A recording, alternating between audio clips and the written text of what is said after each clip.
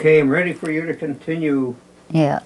So as I said, my second husband was a professor, doctor of economics, and he was the head of, principal of a boarding school, which he made into a complete high school with ending exams. So it was his work that made it into a real good school, and I was. So you were happy. You were happily married. I was very happily married, and he Keep was. talking. I'm going to have to get something. He was very good to my son too, and I found jobs as teaching in other schools, as I didn't want him to be my boss. So I had a car by that time, and so I could drive around to the other schools, and we quite enjoyed it. But I decided that I would like to get a higher degree, and I hadn't been a very good student at the Hebrew University where I studied economics, and you had to really be at that time a genius in Israel to get a doctorate. There was no other university, and only the geniuses were sent to America or England to get a doctorate, and I definitely wasn't that. So we looked around, and I found two wonderful Jewish professors who had gone back to Germany, and they agreed to take me on to study with them for my doctorate. They were again in sociology and philosophy. These were subjects you were not that really happy with. Yeah. But at the beginning I thought, well, if they want to take me, maybe I'll do it. So we decided we'll go back to Germany for a year or two, and Germany was very helpful. They kind of helped me along and got me a kind of scholarship at the university. So we went to Germany, but my husband didn't want to be without a job. He looked around, and he found he wasn't very good at German. He spoke German, but it wasn't his mother tongue. And he was looking for something to do, and we found that we could support ourselves by opening a dry cleaning business. So we did that, and I had to help him to establish it in Germany. Well, we had to... What town in Germany was it? It was a town not far from Heidelberg. It's called Ludwigshafen. Okay. So we went to live there, and I went to university in Frankfurt. And then I had two more children, which I wanted. I wanted very much to have children with him. So where was your son at this time? My son was with us for a while until his father took him back to Israel and stuck him in a boarding school. Well, how old would he have been at that time? He was 10, 9, Okay. 10, 11. Okay. Yeah, and then, no, by the time I had the children, was 13 already. He was very happy to have a little brother and then a sister. And Frankfurt was too far away with two little babies to take care of and help a little bit in the business. So after a while, I gave it up. But I was very unhappy to be at home. You mean you gave up the business? No, not the You business. Gave up what? You gave up the studies at the university, because it was too far away. Because I had these little children and they needed me more. So for a while I had my 3 children together, and I went to the mayor of the town and asked him. We had a terribly small place to live. We had a 1-room apartment with 2 children at the time, and I went to the mayor and told him he should help me get another apartment. And they had these apartments for not social cases, because it was quite expensive. Yeah. But after a while, we got a nice apartment in Germany. In Germany, yeah. And three room apartment, so we managed quite well with 3 children. It wasn't very big, but it was comfortable. How was your husband doing it? And he was doing the dry cleaning. His business went very well. We had to take a loan, but this was the way that business went, that you sign up, that you will pay up within 5 years from the money you make. But we made, in the first year, we worked both full-time. We made so well that we paid it back in 1 year. My husband didn't like having a loan. Also, when we got that apartment, we didn't have money to buy furniture, and I had an aunt who had survived Theresienstadt, and I asked her husband if he would sign up as a a backup, so that when you take a loan, you need a second person to kind of voucher for you, and he agreed to do that. So we bought nice furniture for the apartments, 3 rooms. I mean, you need some furniture and children. But again, we paid it up very quickly because we were doing well. He must have been good at running a very business. good. He was a good businessman. And when I met him, he was still in the communist idea. He had a nice apartment which he was paying rent for, and I said, "Why don't you? It's such a waste of paying rent." And I went with him to the Jewish agency, which was the owner of the apartment, and they were so kind. All the money he had paid in rent, they took as part of a mortgage, and we bought the apartment. So I kind of helped him, teach him capitalism, Right. But he learned very quickly, and he was a good businessman, and he did very well. And we saved money, and but I was not happy after I stopped working in the shop. For a while, I was just at home with the children, and I wasn't happy. You're a full-time mommy. A full-time mommy. I didn't like it. And I had a neighbor who took me someplace, and they were talking about that they didn't have enough teachers. So this guy suggested, "Why don't you apply?" So I applied to become a teacher. And I was pregnant with my daughter. But you were not certified to become No, a I teacher. wasn't a certified teacher. But they needed desperately teachers. There were not enough teachers. So they asked me to come to give a demonstration, just 1 hour. So I was pregnant. I wasn't thinking of working again, but I said, "Okay, I'll go." And I gave this 1 hour class in English, and they were probably impressed. And they hired me as a teacher, not with tenure, no possibility of tenure, but as a teacher with quite a good salary. Good. That was one mistake my husband said, "Don't do it. All your money will go on taxes."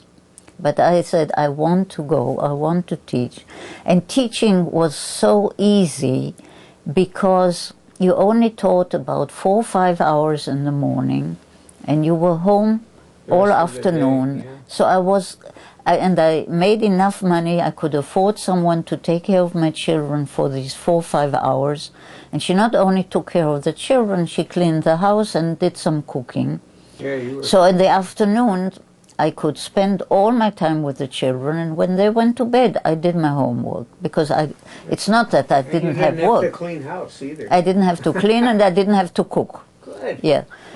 So I spent the afternoons with the children and worked again at night for school, and it worked out very well. But again, I wasn't happy because I could never get tenure. I wasn't a certified teacher. So after 2 years... How long did it take to get tenure? How many years did you have to teach? First you have to be a certified teacher. So I applied for a job as to study to become a certified teacher. This is a 2-year course. And where I was applying was a vocational kind of college, high school college. and I had to teach full time and study full time. It Wow. was very Wow. the two toughest years of my life. It was hard. very hard. Most of the other teachers were younger and had only a part-time teaching job, and didn't have so many other commitments like I had. You had children, though. Yes. A lot of them probably did not have children. Yeah, or one child, or older, or something. I had the most difficult. There was another colleague who had been the head of bank, and he wanted to become a teacher to have more hours to spend. His wife was a judge, and she had more time off, and he wanted to spend more time with her and the children. So he wanted to become, instead of a head of a bank, he became a teacher. But again, he had to go through this whole process. So we were the only two who had a full-time job while we were studying. 2 years studied. What I did, I got a very good helper at home for the children. And when I came home... Was it the same one or another? No, it was another one. I found a better one later, Wow. older woman. And she would stay with the children. I paid her more. She would Did she stay... clean the house too? She cleaned the house. A little bit. A little bit. She cooked not too bad. But she was wonderful with the children. And she stayed all day. So she stayed... When I came home, she stayed on. And I could go and study. And then she would go home maybe at 6 or 7 when my husband came home, and then we would put the children to bed, and then I could study some more. But when she was there for the whole day, it gave me the possibility to do all my homework, because I had a lot to do, not just for my teaching job, but for my student job. Oh, yeah. So it was 2 very tough years. But also, yeah, I made it at the end. It was tough, very difficult. I had to write almost a book at the end, and all in German, and I had never learned German. You know, I spoke German like a native. It was my mother tongue, but I had never learned it. Not the grammar, not the how to write properly. So it was hard for me. But I managed. I got my certification, and then I had the 2 years that I had already had the full-time job counted as part of my tenure for my tenure, and I finally got tenure, which was very good because I was paid very well. And then this was in Germany. In Germany, as a teacher, not like here. I really paid very well, and my husband was doing very well. So we saved money, and we built. And on top of this, because I was in Germany, the teachers are government officials, civil servants. So because I was a civil servant, I got a piece of land not far from the school for maybe 10% of the real price. Wow. And I got a loan from the government with 1% interest for 30 years. Not a big loan, but it helped. Everything helped.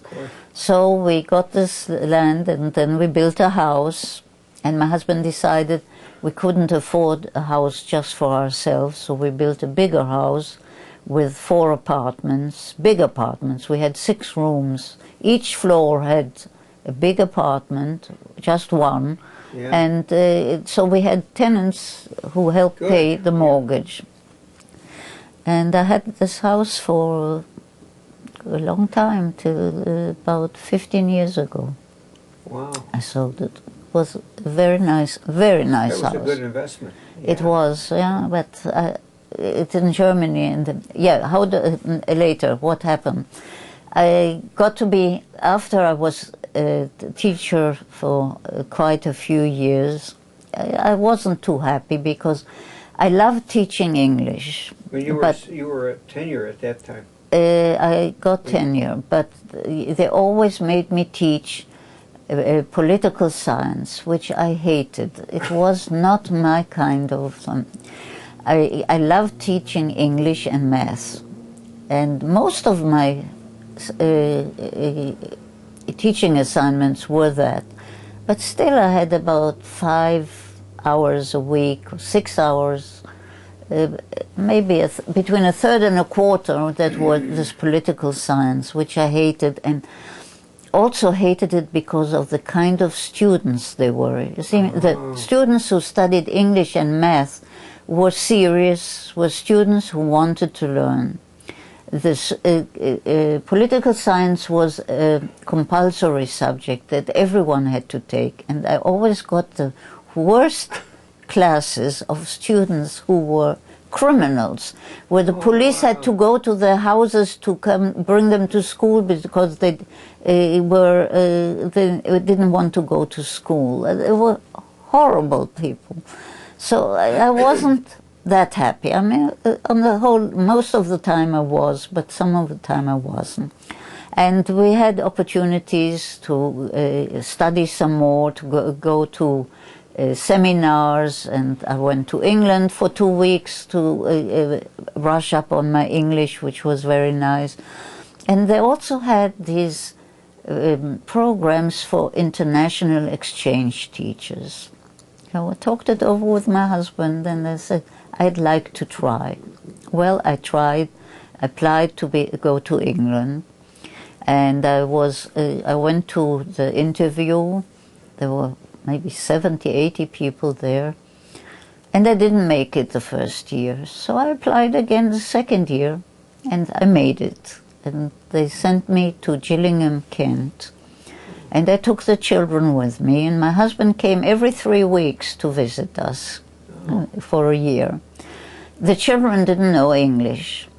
They spoke German. So my daughter was, I think, 8.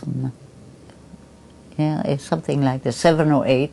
I put her in a kindergarten for 3 days before school started, so she should hear the language. She was very miserable for about a month or 6 weeks, and she learned the language very quickly. And they both did very well. My son had already started English. I think in 4th grade they start a second language there. So he had some knowledge. And they both learned English very well, and they enjoyed it, the year in England. So when we came back to Germany, I said, I want to go to America. And as it took me 2 years, I'm applying right away. Well, this time they took me right away. So I had only 1 year at home. Well, my principal was mad that I was going away again. But he had nothing to say. It came from the central government. And they sent me to Phoenix, Arizona, as an international exchange teacher with a Fulbright program. And again, I took my children, and of course my husband couldn't come every 3 weeks, but he came 5 times in 1 year, all the way to us. He probably missed you, that's good. Yes, we had a good marriage. And, so you were married how many years with your second husband? 37. 37 years, wow. Yeah, yeah. We had a good marriage, and he was very supportive of me all the time. He helped me with everything. That's good. Yes. And when we came to Phoenix, we all fell in love with Phoenix. We thought it's such a wonderful place. That's a great place. You and your children. And my husband too, when he came. Because he came for visits, and we, of course, all the time when we had vacation, we would take wonderful vacations. We went to Alaska, we went to Hawaii, we went to every vacation that I had from school. Nice. We went together, and we all enjoyed it very much. And so we thought of a way to figure out how we could come to Phoenix. During the year, you want to stop? Yeah, hold it a minute. Let's see. Where am I? Oh, I guess you're doing good. Go ahead. Yeah.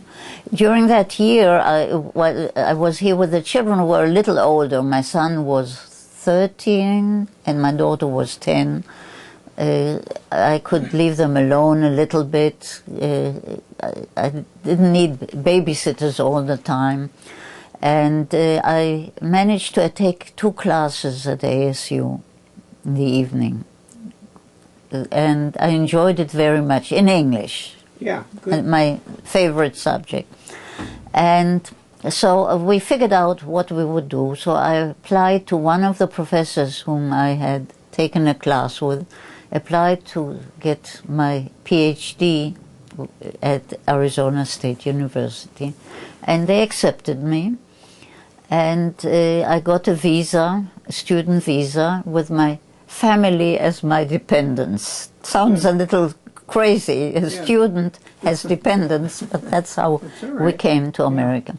And in Germany, they had a law that if you have children under 18, you could take leave without pay, so you don't lose your tenure and your position. Oh. The only thing that they didn't promise me to go back to my own school, but I would have a job when I came back. So I took 5 years leave.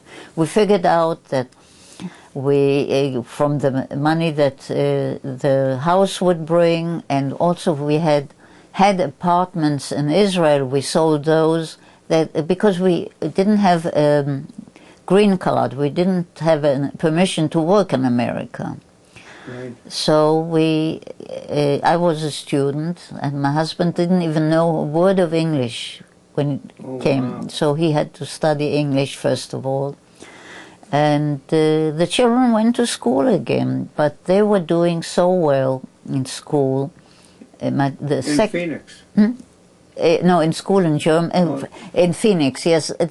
My daughter had gone here in Phoenix when we were here on the exchange. She had gone to 6th grade, and she was supposed to go to 8th grade. And I thought it's such a waste of time. They didn't learn anything. They were just playing all the time. So I applied for her to go to high school at 12. And the first were very skeptical, but they gave her exams and said, okay, she can come to high school. Good. And my son was in high school, but he had finished already the kind of education in Germany, not very well, but he had finished it there. He hated school in Germany. He loved it in America. And he became, in Germany, he was a bad student. He hated his teachers. He would do everything the opposite of what the teachers said. And in America, he became a wonderful student. He was on the honor roll. He got a scholarship, and he finished high school at the age of, I think, 16. He went to college. That's pretty. Before he was 16. Wow. And my daughter went to college at 15 and a half. Both with scholarships. Wow. Both were It's unusual. Yes, yes. They were doing very well, because in Germany they study much more seriously, many more subjects, and they had. You hurt yourself? Yeah, no, I'm fine. Yeah. But I leaned on this. I didn't see it. Ooh, wow.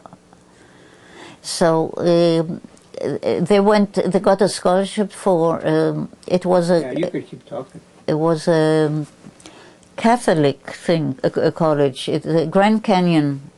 It was college then. Now it's a university, but they had scholarships for it, so they went there, and they did very well. And my son loved computers. He had a wonderful teacher, and at 19 he had his BS.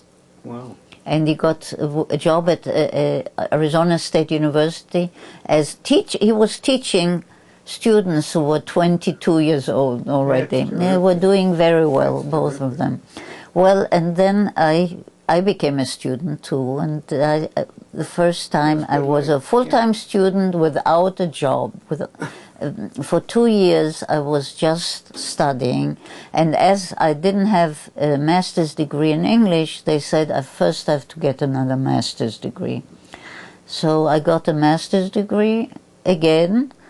My other one was in economics and sociology, so this time I got master's degree in English with everything A's. I was a real good student. And then I continued on with my doctorate and got my PhD. And a job. I got a job at ASU teaching the freshmen, teaching English. I was allowed to do that. There was some arrangement that you didn't need any tenure or anything. For no, that. no. I had tenure in Germany. Yeah. I didn't need it. So I thought after 5 years, after I got my doctorate, I have to go back to Germany. Then I found out that things had changed tremendously. There were so many teachers that they couldn't get jobs. They were happy if any teacher would take leave without pay. So they gave me more leave. So I took leave again and came back here. And then we decided that I'm getting close to my retirement. I can get early retirement at 62. Maybe I should go back because my pension would depend on my last pay. Go back. My children were both grown. My son got married. My daughter was 19. She could live on her own also. Yeah. She was... she got at 19. She got her BS, and she got a job at Honeywell, and she's still working there over 20 years, and she's a big boss there now and doing very well. So both did smart children. Both did very well. Yeah. What about number one son? What? Number one son wanted to go back to Israel. He loves Israel. He wanted, and that's also a strange story. As I told you, he studied to become a hotel manager because he also didn't want to go to school, so he wanted to become a cook, a chef. He studied very hard. In those days, it was horrible. It could beat you. They were allowed to beat you, and they made you work for hours and hours. And only 2 days a week he went to school at 15 already. It's in Germany. In Germany. Yeah. And it was a 3 years apprenticeship. Yeah, I spoke after he finished his apprenticeship, and okay, it's recording. We're going now. Also, he became a SEAL and was 4 years in the Israeli army. We wanted him to study some more, so he came back and studied to be a hotel manager. But he wanted to go back to Israel. So afterwards, when he had his degree and worked for a little to make a little money, he went to Israel, and he got a job at the Plaza Hotel in Tiberias. And there he met a girl. And what had happened when he was in Germany, he was a young man, 18, 19. I was always afraid he would find a German girl. And when he went back to Israel, I felt safe. Now we'll find an Israeli girl. Well, he found a British girl. She had not been very comfortable with her mother and had a Jewish girlfriend. She was not Jewish. And she wanted to go to a kibbutz with the girl. The girl in the last minute changed her mind, so she went all by herself to a kibbutz and stayed there for about a year. She wasn't very happy in the kibbutz, but she liked Israel, and she found herself a job as a waitress in that hotel. And she worked herself up to be the head of that restaurant in the hotel. And that's where my son met her. Well, when I heard about it, I was very upset. She was not a Jewish girl. But he said he will not marry a girl who is not Jewish. She will become Jewish. And she studied in Israel for 2 years, very hard in Israel. The rabbis are very strict. They sent her to an Orthodox kibbutz for 3 months and really brainwashed her. And she became kind of Orthodox Jewish. And she became already pregnant, and the rabbis wouldn't make her Jewish until they were absolutely sure that she really meant it. That she was really converted, huh? Yes. And after 2 years, she finally was converted, and then they could get married. Because he didn't want to get married when she was not Jewish. And then they had the baby, finally, after they were married and after she was Jewish. And I must say she's a wonderful, wonderful girl, and her family is wonderful. Her mother many times asked if maybe she was thinking of maybe converting to become Jewish. But they're wonderful and very supportive family, and she is a great woman. And my son worked for a few years then in the plaza in Jerusalem. He had a fantastic job. He met the world leaders. I have pictures of him with Kissinger, with, I don't know, with all but he was a hotel manager at yes, that time? yeah, a wonderful job. But he didn't, they had children. They both wanted children. And he couldn't be with a family. They gave him a suite in the most luxurious hotel in Jerusalem so his family could spend time with him in the hotel. But it was so embarrassing. These two little boys, they didn't know how to behave. All these elegant people who had paid a fortune to be in this. Oh, yeah. It didn't work out, so he decided to change. And she was also working in the hotel for a while, and then she decided to open her own nursery. And she had children come, and she took care of other children and her own. And she built it up to a nice kindergarten. And he has been working with her ever since, for years now. I don't know. The oldest son is 27 now. Wow. And so he gave up the hotel manager job. yes, and became a kindergartner, or whatever you call it. And he usually has children a little older, about 5, 6, 7, who finish school very early, but the parents work till 5. So I think they're called key children or something. He picks them up from school, they give them lunch, then he teaches them and plays with them, gives them another meal until the parents come home. So they have this nursery from 7 in the morning till 5 in the afternoon. So they're busy. And they're busy, and they have a lot of children, and they have their own 6 children. Oh, they have 6? 6 Wow. by now. Yeah. Oh, wow. Yeah. 6 children, and 2 are married. The oldest has a little boy, so I'm a great-grandmother. Oh, nice. And doing okay. Yeah. That's great. Yeah, so that's about that story. Yeah. Anyway, we came to America. I got my PhD. We went back to Germany for 2 years, and then I got officially was able to retire. And we came back here. And my husband was getting sick. He wasn't feeling too good, so I'm glad I retired early. We managed to go on some trips. We went to Israel a few times, of course, many times. And he found out that he had lung cancer. Oh, wow. And this was he found out here? In Germany. In Germany. In Germany. Yeah. He went back to Germany for... we were going to, both of us were going to go to Israel, and he wanted to... We had that house here, and we wanted to look after what's happening with the house. And he went back, and they found out that he had lung cancer. Oh. And they wanted him to have radiation treatment. Yeah. And it didn't last very long. He found out in March, and he had about 10 months. He died in January. So he went through chemo and... Yeah, not chemo, just radiation. Yeah. We went in Israel to a specialist, and he said if he hadn't had radiation, he could have had surgery, maybe it would have helped, but you never know. That's right.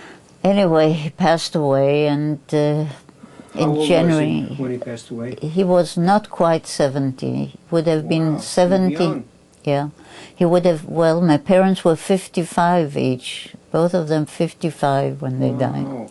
But he was almost 70, 3 months short of 70, and he died in January of 1993.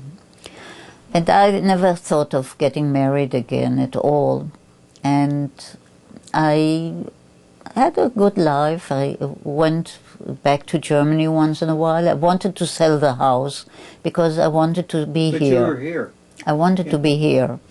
But I had the house in Germany. It needed to be looked after once in a while. Yeah. And I decided I wanted to sell it. And I managed to sell it that summer after he'd passed away. And when I came back, I always went to Bethel to synagogue, and I was talking to a friend of mine, and she had just lost her husband, and then a guy came along who knew her well, and he asked her if she wanted to go to Laughlin. He had an empty car. And she said, asked me if I wanted to go. I said, if you go, I'll come along. The three of us went. I didn't know him. We made arrangements, and I think a few days later, I went to her house, and he picked us up from her house. And we drove there, and we had dinner together, and then we went for a walk, and we decided he liked to gamble, and the next morning we decided to meet for breakfast. We two women shared a room. We rather liked to read and... In Laughlin.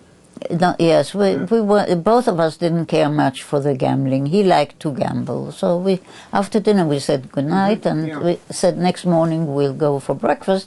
After that we are driving home. So when we were going to drive, she said, now you sit in front. So on the way home from Laughlin, about 3.5 hours, I sat next to him. And we started talking. And it was just unbelievable. Everything he said, I have the same thing.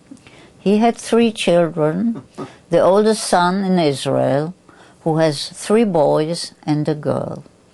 Then he had a son here in Phoenix, in Greater Phoenix, who had just bought a new house off Chandler Boulevard and had a girl and a boy 1 year apart. We each had a daughter who had married a non-Jew by the name of John. Both had no children, and both were going to have surgery in the lower back the next week. Then we found out that our spouses had died 5 days apart, are buried 5 feet apart, had been born the same year and died both very short of being 70. And many, many more things. Everything was so exactly the same. It was just unbelievable. It's incredible. Yeah. What incredible too is that we started dating and going out a little, and after a few times he suddenly said, oh, you know, after my wife died about 4 or 5 months later, I went to the Rabbi Silverman, and asked him if he knew of anyone I'd like to get married again. And he mentioned you. But he said, wait a month, she's gone, she'll be back, give her a call. He gave her telephone number, and he forgot all about me. And he forgot all about me even after we started dating for the first few times. Oh, and he said, you know, Rabbi Silverman thought that we would be suited to each other. We were both from Europe and both loved traveling. And that's how we got together, Fred and I, and it's 15 years now. Wow.